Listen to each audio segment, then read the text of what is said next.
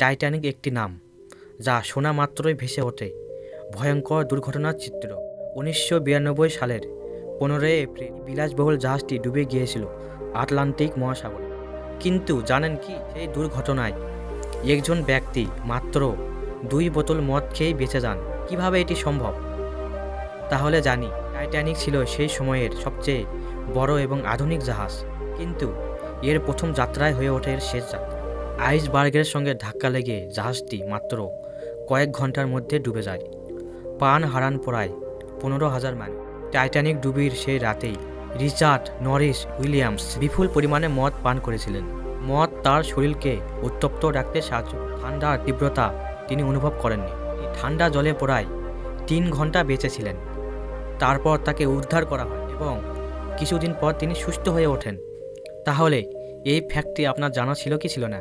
কমেন্টে জানাবেন।